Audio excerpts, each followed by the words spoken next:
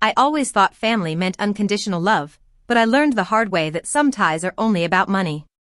When I was struggling, barely scraping by, my parents made it clear I was a disappointment. They disowned me, told me I was worthless, and refused to help me in any way. I was devastated, but I promised myself I'd never let anyone treat me like that again. Years later, life took an unexpected turn.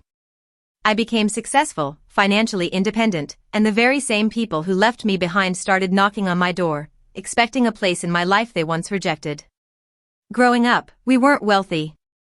My parents had always dreamed of a life of comfort, and anything less than perfect wealth or social standing was considered failure.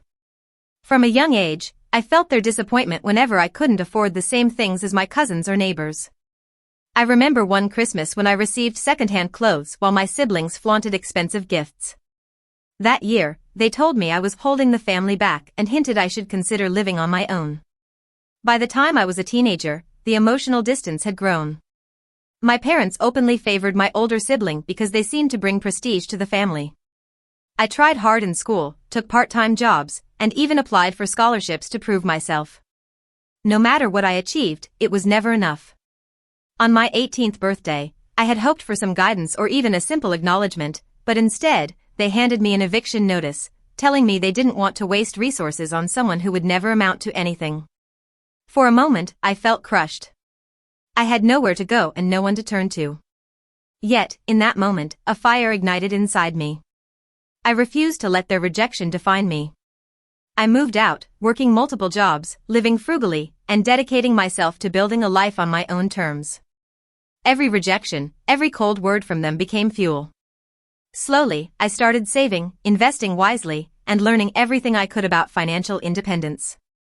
Their scorn, meant to break me, became the driving force behind my determination to succeed.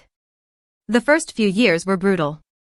I lived in a tiny apartment, cooked my own meals, and often went without comforts most people take for granted.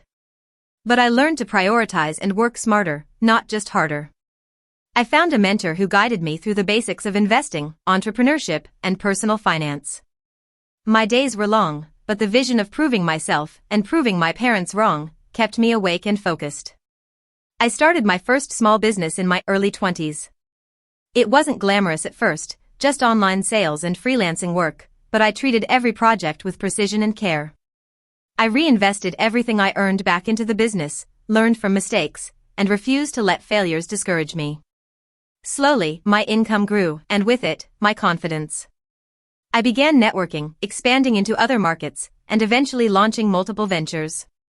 By the time I was 30, I had become financially secure and even wealthy.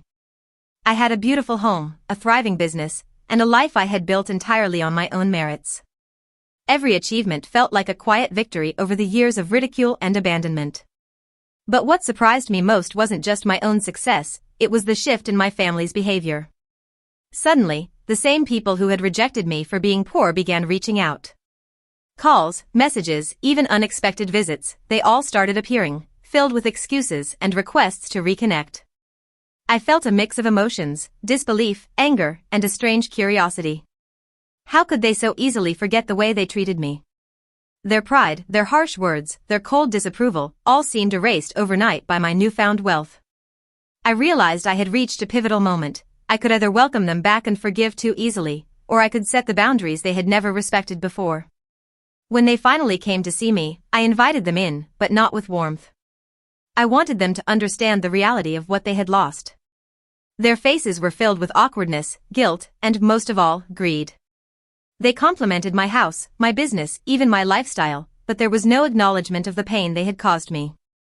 I asked them why they had abandoned me when I needed them most. They stammered, offering weak excuses. "We thought you'd never make it, we wanted to teach you independence, and we didn't know how to help." I listened quietly, but the hurt from years of neglect was still fresh. It wasn't enough to simply forgive and move on, they needed to understand the consequences of their choices. Then came the requests. They wanted money, advice, and even favors that only someone with my resources could provide. My anger rose, but I kept my composure. I reminded them of everything they had done, the birthdays they ignored, the scholarship I had earned on my own, the eviction notice, the emotional neglect. They squirmed, realizing the gravity of their actions.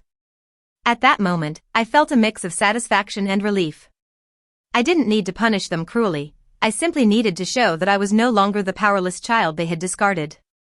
I could choose generosity, but it would be on my terms, not theirs.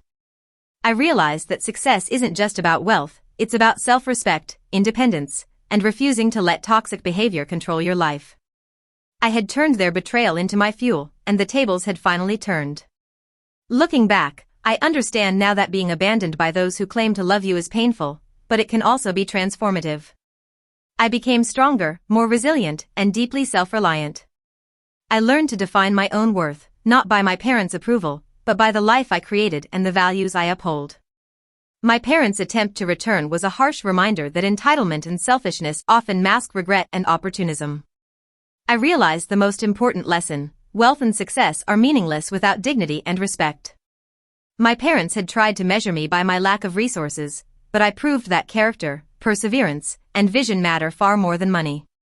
The irony is that those who once mocked and abandoned me now wanted to benefit from the very success they once dismissed. I decided to respond with clarity and strength. I didn't reject them with anger, but I didn't bend to their demands either. I set boundaries, choosing relationships that were earned through respect, care, and mutual support. My wealth became a symbol of my independence, not a tool to punish. I had finally achieved the freedom to live life on my terms, without fear of rejection or manipulation. Now, when I see them, there's no bitterness, only reflection. I survived abandonment, built my own empire, and came to understand that some people will never change, no matter the circumstances. Success isn't just about proving others wrong, it's about proving yourself right. And while my parents may wish to re-enter my life, I know now that the best way to honor my journey is to protect my peace and remember that loyalty and love cannot be bought, they are earned.